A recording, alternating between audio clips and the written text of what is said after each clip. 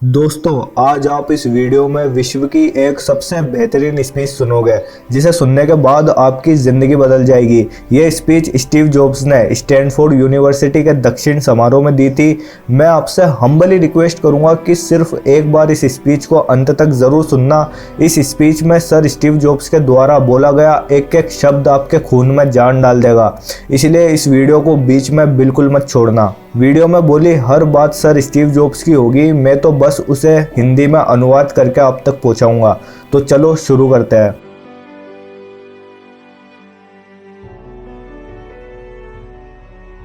Read college में admission लेने के 6 महीने के अंदर ही मैंने पढ़ाई छोड़ दी, लेकिन मैं उसके 18 महीने बाद तक वहाँ किसी तरह आता जाता रहा।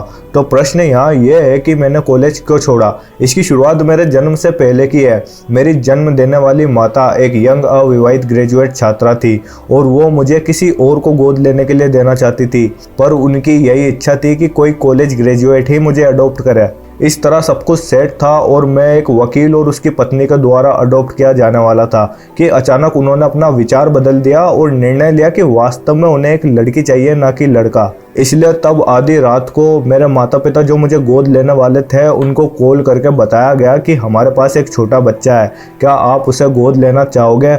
और उन्होंने तुरंत हाँ कर दी। लेकिन बाद में जब मेरी जन्म देने वाली माँ को ये पता चला कि मुझे गोद लेने वाले मेरे माता पिता कॉलेज से ग्रेजुएट नहीं है, तो मेरी माँ ने मुझे उन्हें सौंपने से इनकार कर दिया। पर कुछ महीनों के बाद मुझे गोद लेने वाले मेरे माँ बाप ने मुझे कॉलेज भेजने का वचन मेरे जन्म देने वाली माँ को दिया और मुझे फाइनली अडॉप्ट कर लिया गया।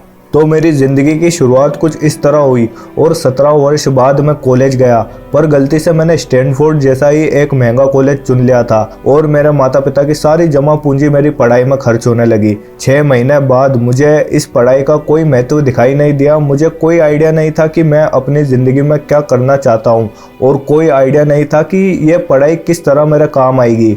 और यहाँ मैं अपने माता पिता की जीवन भर की जमा पूंजी खर्च करता जा रहा था। इसलिए मैंने कॉलेज ड्रॉप आउट करने का फैसला लिया और मन में बस यही सोचा कि जो भी होगा सब अच्छा होगा। जैसे ही मैंने कॉलेज ड्रॉप आउट किया तो मैं अपने इंटरेस्ट के हिसाब से क्लासेस करने लगा। वो वक्त मेरे लिए बड़ा मुश्किलों भरा था। उस वक्त मेरे पास रहने के लिए कोई कमरा नहीं था, इसलिए मुझे दोस्तों के कमरों में जमीन पर सोना पड़ता था। मैं कोक की बोतलों को बेचकर मिलने वाले पैसों से खाना खाता था। शायद उस समय रीड कॉलेज देश की सबसे अच्छी जगह थी जहाँ कैलीग्राफी सिखाई जाती थी। दोस्तों, अगर आपको पता ना हो तो मैं आपको बता दूं कि कैलीग्राफी एक सुलेखन लेखन है, यानी शब्दों को सुंदरता और प्रभावशाली तरीके से लिखने की कला। तो जॉब्स आगे बोलते हैं, क्योंकि मैं कॉलेज छोड़ चुका था इसलिए मैंने फैसला लिया कि मैं कैलीग्राफी की क्लासेस करूंगा और इसे अच्छी तरह से सीखूंगा। मैंने सीखा कि किसी अच्छी टाइपोग्राफी को क्या अच्छा बनाती है।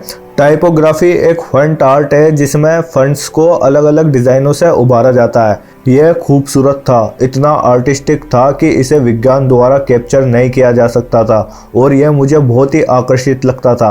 उस समय मेरे मन में ऐसा कोई भी विचार नहीं था कि मैं इन सब चीज़ों का प्रयोग कभी अपने जीवन में करूँगा भी क्या। लेकिन जब 10 साल बाद हम पहला मैक कंप्यूटर बना रहे थे तब मैंने इसे मैक में डिज़ाइन कर दिया और यह खूबसूरत टाइपोग्राफी वाला विश्व का पहला कंप्यूटर बन गया। यानी टाइपोग्राफी पहली बार जॉब्स के बनाए मैक कंप्यूटर में आई थी। जॉब्स बोलते हैं, अगर मैंने कॉलेज में कैलीग्राफी में प्रवेश नहीं लिया होता तो मैक में कभी मल्टीपल टाइप फेसेस या प्रोपोर्शनली स्पेस फॉन्ट्स नहीं होते। और क्योंकि विंडोज़ ने मैक की कॉपी की थी तो किसी भी पर्सनल कंप्यूटर में यह सब नहीं होता।